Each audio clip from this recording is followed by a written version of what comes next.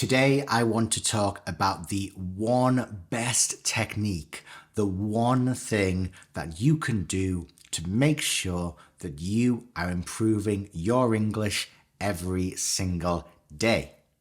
My name is Chris. This is Breakout Business English, and let's get started. I work with professionals every single day to improve the way that they communicate in English. And the thing that I hear most often when I'm showing people the mistakes that they make most frequently, that they make most often, is that they know. They know this is a mistake. They can see it when I write it down in front of them and I show people the mistake that they've made. They know straight away, immediately, how to fix it. The problem is, when they're actually speaking, they don't. They don't notice these mistakes. So, the tip that I'm going to give you is going to help you to fix these frequent and common mistakes, the mistakes that you make most often. It's going to help you to use new vocabulary that you're learning and to really build that into your everyday working vocabulary. And it's going to help you to use new grammar or to fix grammar points that you're finding difficult. And this tip is really simple. It's to get really specific with your practice. I'm going to say that one more time. To get really specific with your practice. Specificity is the tip here. What do I mean? Okay.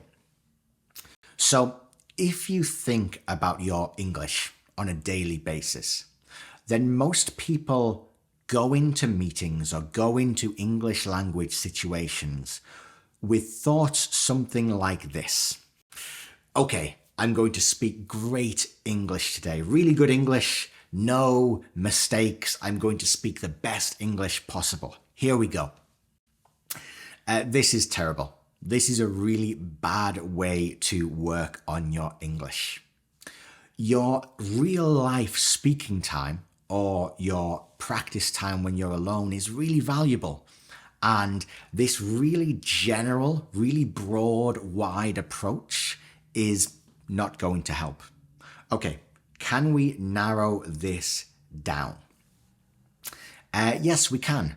We can say something like, okay, I know I have difficulty speaking about the past. So when I'm speaking about the past, I'm going to pay extra attention to my speaking, to what I'm saying. I'm going to think hard about building these past tense sentences. Maybe I'm even going to prepare for a meeting or a presentation by thinking a little bit more about what I'm going to say in the past tense.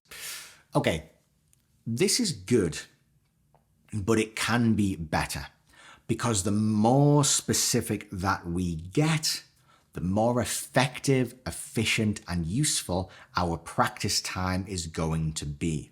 And by practice time, I mean, yes, the time that you're in English classes or English lessons, English coaching sessions, sure. Also, the speaking that you do on your own.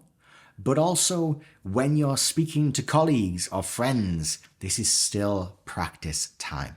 So let's take an example here. Let's get really specific and choose something that we can really zero in on, something we can really focus on as our point of improvement, as our practice point.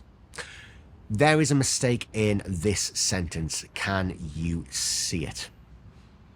This is a really common mistake, and the mistake in this sentence is that information is not a countable noun. We cannot add this S to information. So, if you find yourself saying, I found some informations to support our work, then you are making a mistake.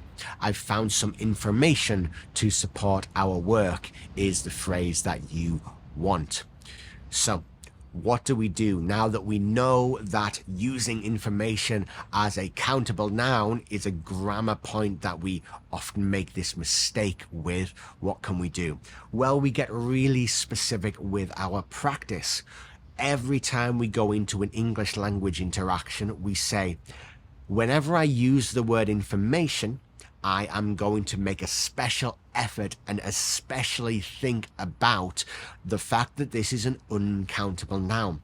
But also, I'm going to try to find opportunities to use the word information. I'm going to put extra effort into using this word, look for opportunities to use it so that I'm using it as often as possible, and I'm using it only as an uncountable noun. Maybe this is a problem for you. It's a problem for a lot of the people that I work with. If not, you should be looking for these really specific opportunities, your frequent and common mistakes that you can really focus in on for your opportunities to improve. And then when you're finished your English language situation, do a little review.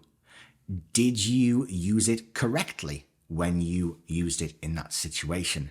Did you miss any opportunities to use it? Go back in your head through this situation, through these conversations or this meeting that you had, and try to remember if you used it correctly or if you used it incorrectly. Can you repeat those sentences? And did you do it right? So there is an idea in psychology called System 1 and System 2 thinking. This idea was really made popular in a book called Thinking Fast and Slow, if you want to look it up. So System 1 thinking is the kind of thinking that we use every day. It's fast, it's not that reliable, but it's what we use for making these quick little decisions. System 2 thinking is what takes more concentration. It's what takes more effort. It's what takes more time. But it gives you access to more information and more of your memory. It's slower, it's conscious, so you really have to think about it. But importantly, it's more reliable and more accurate. What you will find is that a lot of your grammar knowledge is in your System 2 thinking.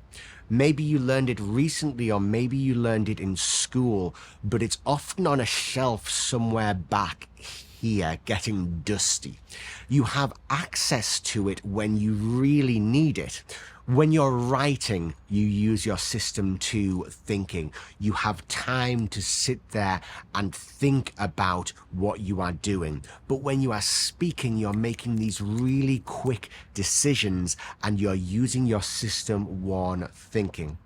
Our challenge with improving your English is often not teaching you new grammar, maybe not even teaching you new vocabulary, but moving your grammar knowledge from this System 2 thinking over into your System 1 thinking. This is often stuff that you know already. We just need to get it in the right place. Get it into your System 1 thinking.